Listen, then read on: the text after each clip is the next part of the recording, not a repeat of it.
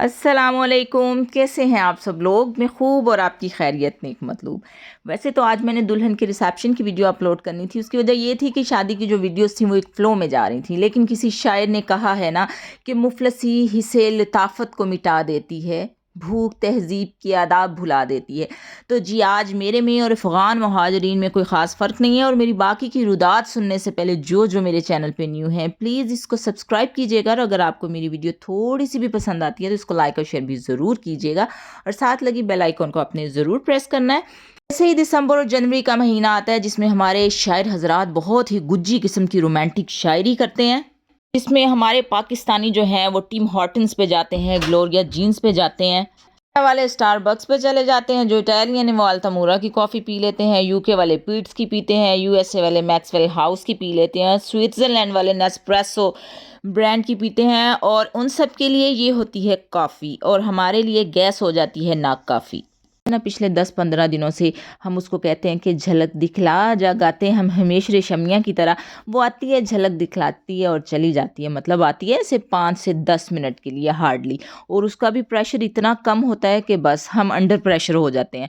और under pressure इस वजह से होते हैं कि बच्चे कहते हैं भूख लगी है, भूख लगी है, और कुछ होता नहीं है जिस पे हम कुछ पका सकें। अब रोज़ तो बंदा खाना जो है बाहर से ऑर्डर नहीं करा सकता, और मैं ना फिर उसी हालात से निपटने के लिए ना आज बना रही थी आलू अंडे। और आलू अंडे ऐसी चीज़ है कि जब आप बहुत मुसीबत में हो ना, आपका कुछ पकाने को दिल ना चाह रहा हो, तो ये झटपट तैयार होने वाली एक रेसिपी होती है कि आप उसको बना लें जब आपका दिल चाहे तो आप रोटी के साथ खा लें, नहीं तो आप उसके सैंडविच बना लें। मतलब इसके दो जो ऑप्शंस होते हैं वो आपके पास होते हैं। तो ये मैं बाहर बैठ के अपने भाई की अंगीठी पे आग जला के तो बना रही थी, और बच्चे मेरे साथ थे, और ये आनिश की ना पॉकेट से इसकी लिप बाम गिर गई, तो वो मैं दिखा रही थी, और मैं उसको दिखा रही थी कि तुम्हारी लिप बाम जो है वो गिर गई है।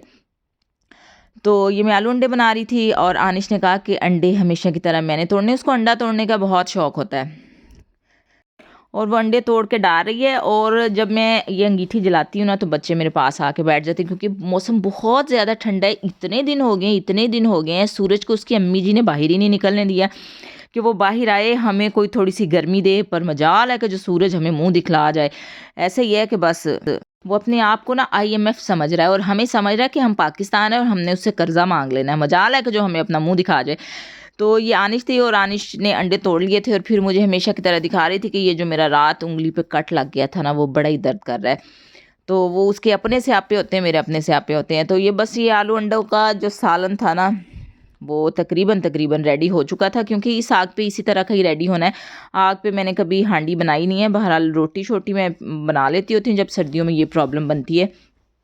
और मुझे ना कभी कभी फीलिंग ऐसे आती है कि नया पाकिस्तान तो हमें मिला नहीं है। हाँ, पुराने पाकिस्तान में हम लोग ऐसे ना बहुत पीछे चले गए हैं। अमेरिका, कनाडा, ऑस्ट्रेलिया, जर्मनी, जो भी जितने भी ममालिक हैं ना चौथे गेर पे आगे जा रहे हैं, और हम जो है बैक गेर लगा के पीछे जा रहे हैं। हमारी जो नाअहल गवर्नमेंट है, और जो हमारे नाअहल किस्म का अरबाब इक़्तिदार है ना, हमें ऐसी मतलब सिचुएशन में डाल दिया ना उसने हमें, कि हम ना ऐसे ही फील हो रहा है कि जैसे गारों के ज़माने में जा रहे हैं। वो जो केव एज था जिसमें लोग ना बिजली होती थी, ना गैस होती थी, ना पानी होता था, बस वो पत्ते पहन के पत्तों पे खाते थे, और वही पत्ते पहन के झींगा लाला हू करते थे।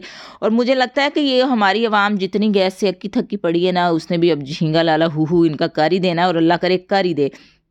और सबसे बड़ी अफ़सोसनाक बात ये है कि मैं उस दिन न्यूज़ सुन रही थी, तो उसमें ये बताया जा रहा था कि सुई मतलब सुई जहाँ से गैस आती है उस मुकाम का नाम सुई है, तो सुई वालों को सुई गैस नहीं मिल रही है, तो हमको कहाँ से सुई गैस मिलनी है। और फिर मेरा कभी कभार जब मैं गैस से इतना थक जाती हूँ ना, और जब मुझे ये रोटी बनानी पड़ती है चूल्हे के ऊपर आके, वैसे तो आग जलाना कोई रॉकेट साइंस नहीं है, बंदा आराम से जला लेता है। और कुछ लोग बड़े नखरे करते हैं, हमसे आग नहीं जलती, हमने कभी आग नहीं जलाई, फलान ढमका। हालांकि मैंने भी कभी आग नहीं जलाई है। शुरू से जब से मैं पैदा हुई हूँ तो पहले हमारे घर में हीटर होता था, सुई गैस उस वक्त नहीं थी। फिर मैं थोड़ी सी बड़ी हुई तो उसके बाद खानपुर में गैस आ गई थी।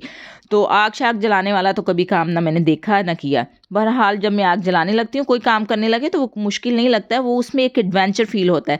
तो फिर वो रात की जो रोटियां थी ना वो तो बन गई थी, वो हमने खा पी ली। फिर उसके बाद जब सुबह नाश्ता बनाना था, सुबह क्या दोपहर को ही नाश्ता बनाना होता है, बच्चे चूँकि स्कूल की छुट्टियाँ हैं तो दोपहर को उठते हैं, तो दोपहर भी क्या होती है बल्कि गुड आफ्टरनून ही हो जाता है, 2:30-3 तो बज ही जाते हैं उनके उठते उठते और नाश्ता बनाते। तो मैं ये नाश्ता बना रही थी उनका, और ये मैंने ना उनके बड़े बड़े पराठे बना दिए। मैंने कहा थोड़ी देर ना ये ज़रा रज जाएं इतने मोटे पराठे खा के, हालांकि वो कहते हैं आपने इतना बड़ा और इतना मोटा हमारा पराठा बना दिया।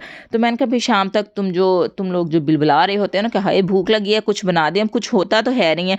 तो बस जी जो कुछ है ना और जिस तरह भी है अल्लाह का शुक्र अदा करके खाओ कि मैंने तुम लोगों को ना आग पे बना के दे दिया है।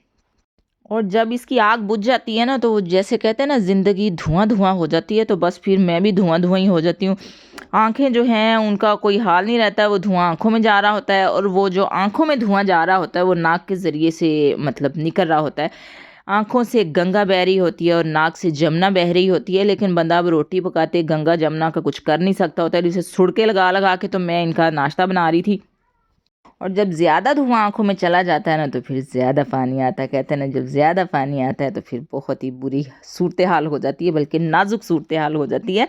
और ये देखें जी, ये देखें मैंने अभी वो भी रोटी बनानी है और मतलब पराठा बनाना है, और गैस जो है ओहो गैस बार बार मुंह में लफ्स आ रहा है। आग जो है वो बुझ रही है, क्योंकि वो लकड़ियाँ काफ़ी छोटी हो गई थी, उनके कोयले बन गए थे। तो फिर मैंने और लकड़ियाँ जलाई, और जी ये फिर मज़दूर का हाथ है कातिया। और फिर मैंने इसको फूंकनी लेके इतनी फूकें मारी कि मेरे अंदर की अपनी फूंक जो थी वो ख़त्म होने वाली हो गई थी, लेकिन आग जल गई।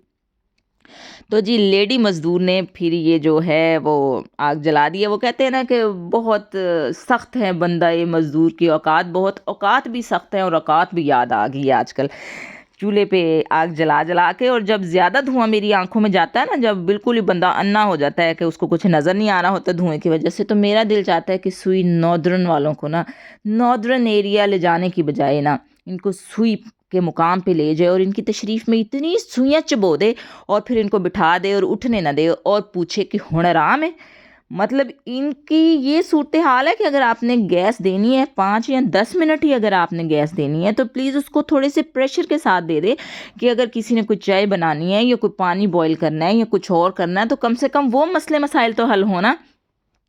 लेकिन ना जी, सर्दियों में लोगों को गोभी टिंडे पालक आलू खा खा के इतनी गैस हो जाती है, लेकिन उसके बावजूद इनके पास जो गैस का प्रेशर है वो पूरा नहीं होता है। तो जी मेरी अपने जो नाअहल किस्म के हमारे हुक्मरान हैं ना उनसे एक रिक्वेस्ट है, बल्कि उनको एक सजेशन है कि मरना तो सबने है, हमने भी मरना है आपने भी मरना है। तो प्लीज़ आप अपने कफन को ना प्लीज़ पॉकेट्स लगवा लें, और जो हमारी गैस है ना जो आप हमें नहीं दे रहे हैं वो उसमें भर के ना तो साथ ले जाएं, कि फरिश्तों को आपको ना साड़ने बालने में थोड़ी सी आसानी हो जाए, क्योंकि आप अपनी गैस अपने करतूतों की गैस जो है और आग जो है अपने साथ लेके आए होंगे। तो फिर उसके बाद खाना शाना बन गया था, और चाय जो थी वो फिर मैंने इसके ऊपर बना ली थी, बाहर ही बैठ के बना ली थी। तो लेकिन जब तक मैं अंदर आई तो चाय जो थी वो थोड़ी थोड़ी ठंडी हो गई थी। तो फिर मैं इसको अंगीठी को उठा के अंदर ले आई, क्योंकि बच्चों के लिए ना ये इतना बड़ा एडवेंचर होता है आग जलाना, क्योंकि उन्होंने खुद तो जलानी नहीं होती, धुआं तो सारा मैंने ही फंकना होता है। तो वो फिर कहते हैं मम्मा अंगीठी ना आप हमारे रूम में ले आएं, क्योंकि जैसे कोयले अंदर आते हैं तो कमरा ना बहुत गर्म हो जाता है। वैसे तो मेरा इन्वर्टर एसी है, तो उसका जो हीटिंग सिस्टम है ना वो रुशानी ऑन नहीं करने देती, क्योंकि एक दो दफ़ा मैंने ऑन किया जब सर्दी बहुत थी तो उसको सफोकेशन होने लग जाती है। तो वो कहती है कि इसका हीटर मत ऑन किया करें, लेकिन वो कोयलों की ये जो हीट होती है ना उसको बड़ा पसंद करती है। तो जैसे ही हीट ख़त्म होने लगती है तो कहती है मम्मा प्लीज़ थोड़ी सी और आग जला लें। तो मैंने कहा अब नहीं आग जल सकती है, अब सिर्फ रात को ही जलेगी जब दोबारा रोटियां बनानी होंगी।